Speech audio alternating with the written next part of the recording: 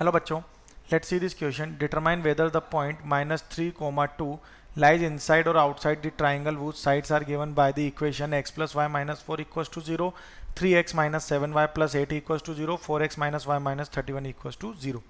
तो ये हमारा एक ट्राइंगल है. ये पॉइंट है हमारा A, B और C. इसकी इक्वेशन है x plus y minus 4 equals to 0, then 3x minus 7y plus 8 equals to 0 और AC की इक्वेशन है 4x minus y minus 31 equals to 0. अब A के कोऑर्डिनेट फाइंड करने हैं. ठीक है, तो A के कोऑर्डिनेट फाइंड करने के लिए दो इक्वेशन यूज करेंगे, that is x plus y minus 4 equals to 0 और 4x minus y minus 31 equals to 0. So by using this equation we'll get x equals to 4 minus y. इसको इसमें put कर देंगे तो ये जाएगा 4 times of 4 minus y minus 31 equals to 0. So it becomes 16 minus 4y minus 31 equals to 0. Okay, तो ये क्या हो जाएगा minus 5y and 16 minus 31. तो 16 minus 31 कितना हो जाएगा यहाँ पे? ये हो जाएगा 21 and 15. Okay, minus 15 equals to 0. So minus 5y equals to 15. So y equals to minus of 3. ठीक है, ये आ जाएगा y equals to minus 3. अब y की जगह minus 3 पुट कर देंगे तो x equals to कितना हो गया? 7. ठीक है, तो a के कोऑर्डिनेट्स कितने आ गए? 7, minus 3. अब b के कोऑर्डिनेट फाइंड करते हैं. तो b के कोऑर्डिनेट फाइंड करने के लिए इक्वेशन कौन कौन सी यूज होगी? x plus y minus 4 equals to 0 and 3x minus 7y plus 8 equals to 0. Again यहाँ पे यूज करेंगे x equals to 4 minus y. तो यहाँ पुट कर देंगे 3 into 4 minus y minus 7y plus 18 equals to 0. 12 minus 3y minus 7y plus 18 equals to 0. It become minus 10y. Okay, और ये कितना हो जाएगा?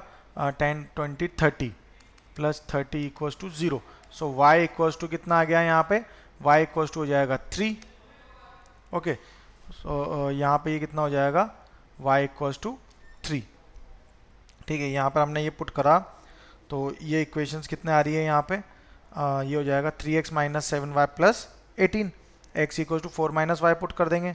x equals to 4 minus y. So it become 12 minus 3y minus 7y plus 18 equals to 0. So it become 12 plus 18 यानी कि 30 and minus 10y. So y equals to 3. y equals to 3 यहाँ put करते हैं. 4 minus 3 equals to 1. So x equals to 1.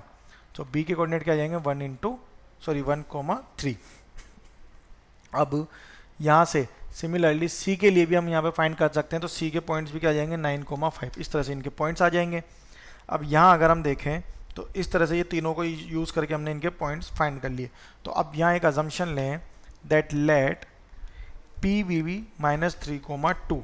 ये क्या है? एक point given है P को हम यहाँ अज्यूम कर लेंगे. तो ये जो गिवन पॉइंट P है ये क्या कर रहा है? ट्राइंगल के अंदर लाई कर रहा है. ठीक है, तो यहाँ से तीन केस जो होंगे that is A and P lies on the same side of BC. ठीक है, सेकेंड कंडीशन होगी that B and P lies on same side of AC and third case होगा यहाँ पे C एंड P ये भी लाई करेगा किस पे? On the same side of AB.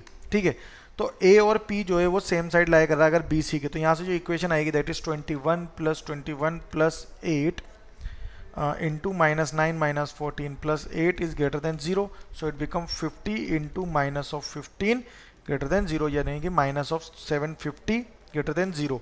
तो ये क्या है? एक फॉल्स कंडीशन आ जाएगी. ठीक है, यानी कि जो पॉइंट है -3, 2 जो कि हमें गिवन है यहाँ पे -3, 2 ये क्या कर रहा है?